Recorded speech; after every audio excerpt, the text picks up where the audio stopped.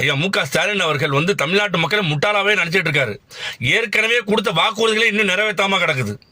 அதுலயும் குறிப்பா பாத்தீங்கன்னா இந்த கேஸ் விலை ரூபாய் 500 கொண்டு வரேன், டீசல் விலை ரூபாய் 65 கொண்டு வரேன், பெட்ரோல் 75 ரூபாய் லிட்டர் கொண்டு வரேன். இப்பயும் நீங்க தான் ஆட்சி அதிகாரத்தில் இருக்கீங்க, இப்பவே செய்யுங்க. அதை இப்பவே பெட்ரோல் விலை ரூபாய் 75 ரூபாய் கொண்டு வாங்க, நான் உங்க ஓட்டை போடுறேன்.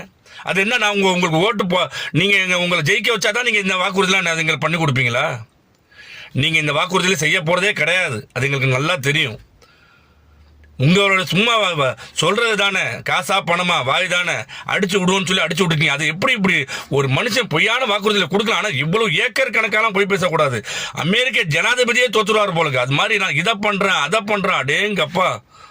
இவரால் சாத்தியப்படாத விஷயத்தெல்லாமே வாக்குறுதியாக கொடுத்துருக்காரு. ஏற்கனவே இந்த மகளிர் உதவி தொகையை பார்த்தீங்கன்னா இந்த மாதம் 1000 ரூபாய் கிடைக்குது கொடுக்குறேன்னு சொன்னது பாரதிய ஜனதா கட்சி எவ்வளோ ஆர்ப்பாட்டம் பண்ணாங்க, எவ்வளோ போராட்டம் பண்ணி அதுக்கப்புறமேட்டு அவ்வளோ அழுத்தம் கொடுத்து நாங்கள் நிறைவேற்ற வச்சோம். இவங்க கொடுத்த வாக்குறுதிக்கு நாங்கள் போராட வேண்டியதாக இருக்குது. அது மாதிரி இப்பயும் பார்த்தீங்கன்னா பொய்யான வாக்குறுதிகள் தான் இவர் கொடுத்துருக்காரு. இது எக்காரத்துக்கு வந்து சாத்தியமே படாது.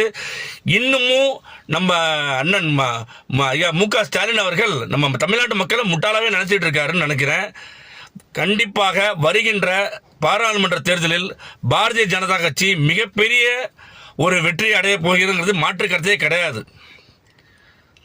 எனவே இந்த காணொலி வாயிலாக நம் தமிழ்நாட்டு மக்களுக்கு ஒரு அன்பு வேண்டுகோள். இன்னும் இந்த திராவிட கும்பலை நம்பாதீங்கன்னு கேட்டுக்கொள்கிறேன். அது மட்டுமல்ல, நம்ம தமிழ்நாட்டில் உள்ள சிறுபான்மை மக்கள், இஸ்லாமிய மக்களும் கிறிஸ்துவ மக்களும் உண்மையிலுமே நீங்கள் வந்து பாரத நாட்டின் மீது அன்பு, பெரிய பாரத நாட்டின் மீது ஒரு பற்று கொண்டிருக்கீங்க, நம்ம தேச வளர்ச்சி பாதையை நோக்கி போகணும்னு நினைச்சீங்க அப்படின்னா நீங்கள் வாக்கிட வேண்டியது தாமரை சின்னத்தில் மட்டும்தான். கொஞ்சம் யோசிச்சு பாருங்க.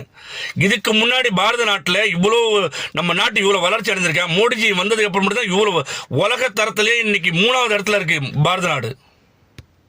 அது மட்டுமல்ல, எல்லாத்தையும் குறிப்பாக சிறுபான்மையினருக்குலாம் அவ்வளவு நலத்திட்டங்களை வாரி வழங்கியிருக்காரு. அவர் கொடுத்த வாக்குறுதியில் எல்லாமே நிறைவேற்றிருக்காரு. குறிப்பாக நம்ம இஸ்லாமிய மக்கள் வந்து நிறைய பலன் பெற்றிருக்காங்க.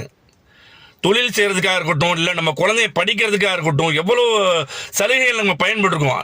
ஆனால் நம்ம இஸ்லாமிய மக்கள் மோடிஜி கொடுக்குற சலுகைகள் வேணும், ஆனால் மோடிஜி வேணான்னு சொல்லி ஒரு தப்பான ஒரு கருத்தை பதிவு வச்சிருக்காங்க. தயவு செய்து இந்த திராவிட மாயில போய் சிக்காதீங்க. இவங்க நம்மளை இன்னும் முட்டாளாவே ஆக்கிட்டு இருக்காங்கன்னு சொல்லி இந்த காணொலியை தெரிஞ்சு கொள்கிறேன். இன்னமும் கண்டிப்பாக வருகின்ற பாராளுமன்ற தேர்தலில் மோடிஜி தான் ஜெயிக்க போறாரு. நம்ம தமிழ்நாட்டிலும் மோடிஜி அவர்களின் பொன்னான ஆட்சி அமையணும்னா சிறுபான்மையினர் மக்களும் அனைவரும் மிகப்பெரிய அளவில் வாக்கு செலுத்தி ஜெயிக்க வைக்குமாறு இந்த தாழ்மையோடு கேட்டுக்கொள்கிறேன். நன்றி, வணக்கம், ஜெய்ஹிந்த்.